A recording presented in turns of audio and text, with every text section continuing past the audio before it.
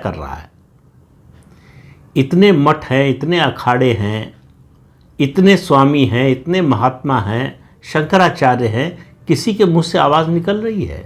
चामुंडेश्वरी देवी के मंदिर का वो दृश्य देखने के बाद जहां बानू मुश्ताक दशहरा समारोह का उद्घाटन कर रही हैं, किसी के चेहरे पर कोई शिकन आई क्या? कोई आवाज़ उठी क्या? जब सुप्रीम कोर्ट ने कहा कि ये सरकारी समारोह है तो किसी ने इसके खिलाफ आवाज़ उठाई क्या?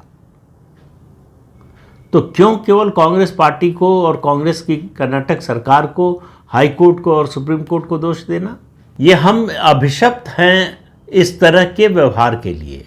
मुस्लिम शासकों ने किया, मुगलों ने किया, अंग्रेज़ों ने किया और अब आज़ाद भारत की सरकार कर रही है। केंद्र सरकार ने इसमें हस्तक्षेप करने की कोई ज़रूरत नहीं समझी, जैसे मतलब हमसे इससे कोई मतलब नहीं। ये कर्नाटक या मैसूर के लोगों का मामला है, वहाँ की सरकार जाने, वहाँ के लोग जाने, सुप्रीम कोर्ट का फैसला आया है वो लोग जाने। सनातन धर्म पर इससे बड़ी चोट क्या हो सकती है कि जो महिला, मुस्लिम महिला, जो अपने धर्म के प्रार्थना स्थल यानी मस्जिद में प्रवेश नहीं कर सकती।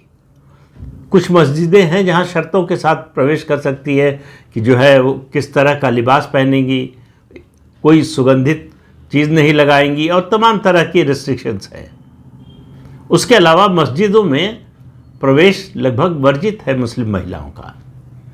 लेकिन हिंदू मंदिर में प्रवेश की तो मैं बात ही नहीं कर रहा हूँ, किसी के भी प्रवेश पर मुझे ज़्यादा एतराज़ नहीं है, लेकिन अनुष्ठान में वही व्यक्ति शामिल होना चाहिए जिसकी उस धर्म में आस्था हो। जिसकी उस धर्म में आस्था ही नहीं है, उसके अनुष्ठान में शामिल होने का अर्थ क्या है, औचित्य क्या है?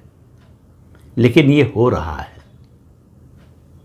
एक और खबर आपको बताता हूँ तमिलनाडु की।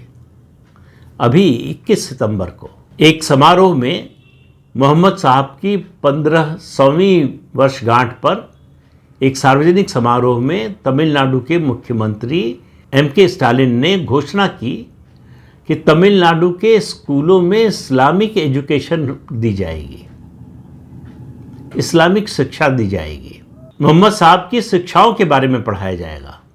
और इसकी मांग किसने की?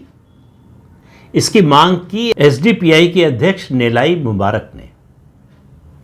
उन्होंने मांग की और तुरंत M.K. स्टालिन ने मान ली। SDPI PFI का राजनीतिक संगठन है।